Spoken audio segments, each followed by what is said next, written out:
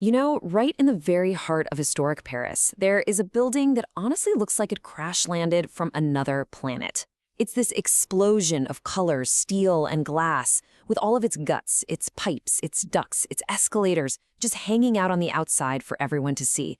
This is the Sainte-Chapelle, and for almost 50 years, it's been Paris's most beloved, most controversial, and yeah, utterly unforgettable monster.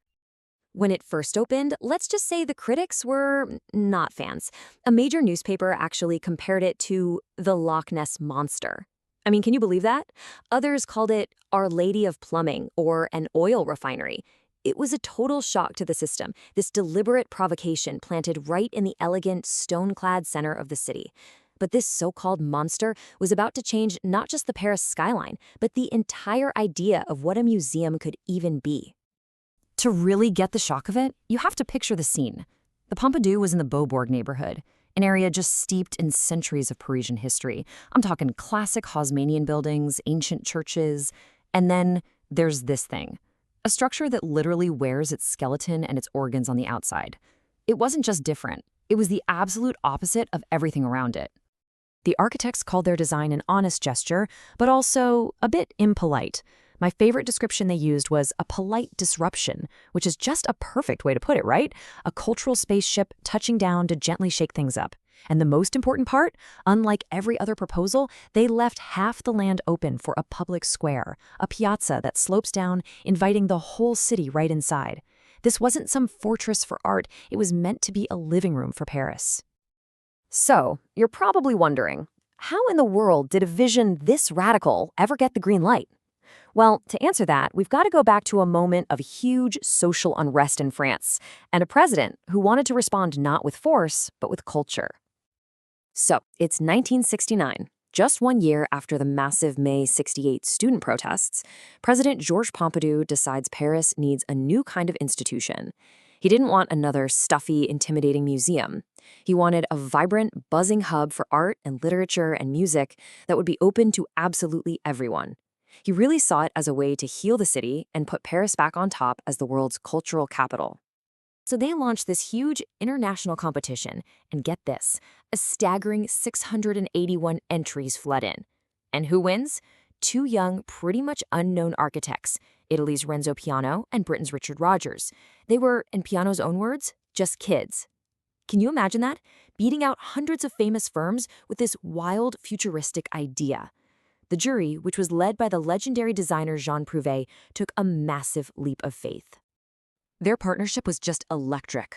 Piano called it an intellectual ping-pong match. They were young, they were rebellious, and here's the key. They were totally convinced they had zero chance of winning, and that gave them the freedom to be truly, completely radical.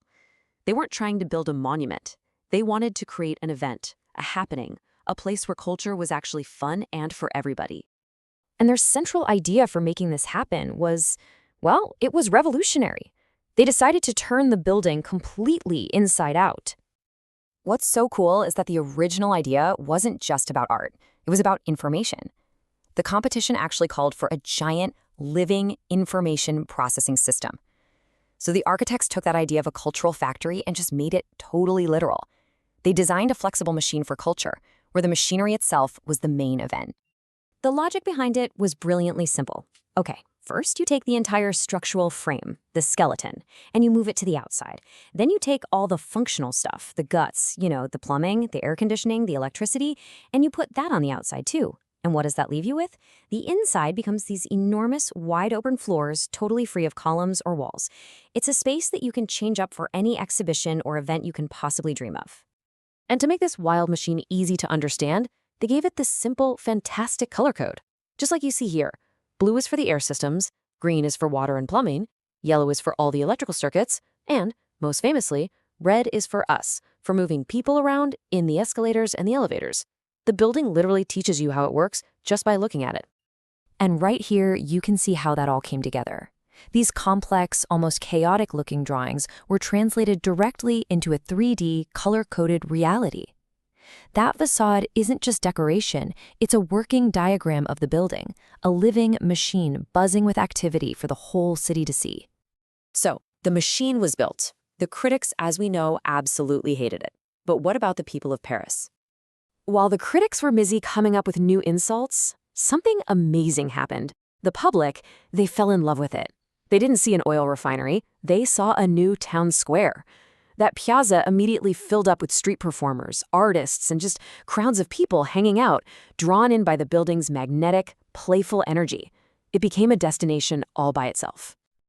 And the proof was in the numbers. The Pompidou was a runaway success.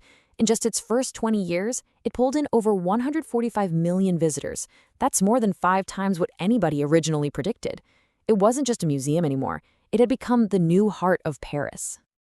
And that famous red escalator, the one that snakes its way up the building in that clear tube, it became an absolute icon. For years, anyone could ride it to the top for free, getting this breathtaking, panoramic view of the city. It was this incredible democratic gesture, basically giving the Paris skyline back to its own citizens. It turned the simple act of going into a museum into this amazing cinematic experience. But here's the thing about machines. Even revolutionary ones, they get old.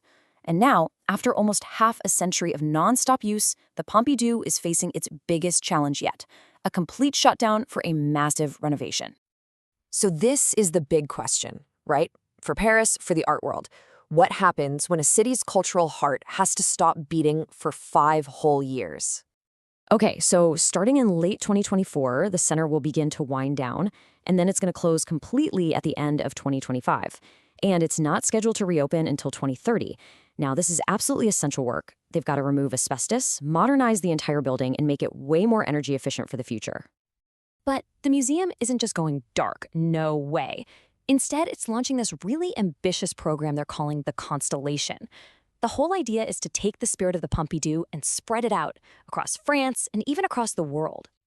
So during this 5-year closure, the Pompidou's incredible collection is actually going to be more accessible than ever before. There will be huge exhibitions at the newly renovated Grand Palais in Paris, cool partnerships with its international outposts in Spain and China, and hundreds of artworks loaned out to museums all over France. So while the spaceship is in the shop for repairs, its cultural mission is going to be exploring the globe. Which brings us to the final question. The Pompidou was born out of the rebellious energy of the 1960s, a wild experiment that succeeded beyond anyone's wildest dreams. After a €262 million overhaul, what will this lovable monster become in its next life?